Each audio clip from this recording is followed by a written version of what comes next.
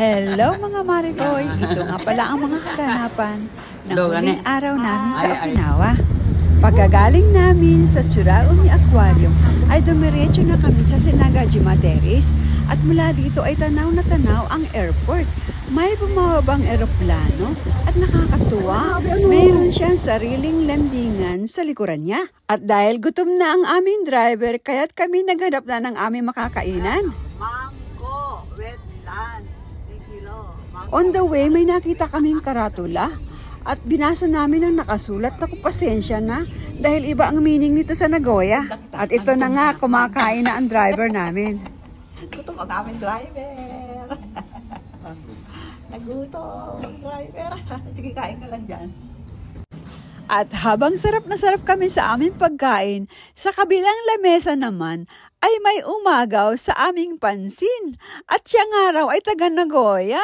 At sa kami Mainso lang daw siya. Abay, tuwang-tuwa naman kami dahil pareho nga kaming mga taga Nagoya. Naku, ang lola nyo nanggigil sa kanya, oh. At nakipag-picture-picture po. Tingnan mo, tuwang-tuwa rin naman sila sa amin. At pagkatapos ay umuwi nang kami sa aming tinutuluyang hotel. Ang city ng Okinawa. Ang kanilang bus terminal, Naha Bus Terminal.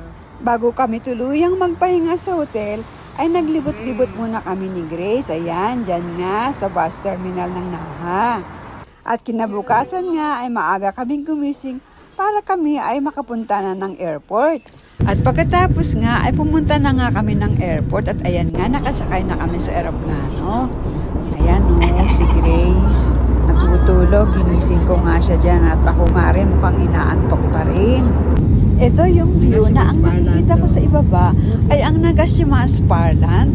Malapit na nga talaga kaming bumaba. Thank you, Lord! Kaya lang mga Mare, may napansin ako sa kulay ng dagat. Mas gusto ko talaga ang kulay ng dagat sa Okinawa, blue na blue.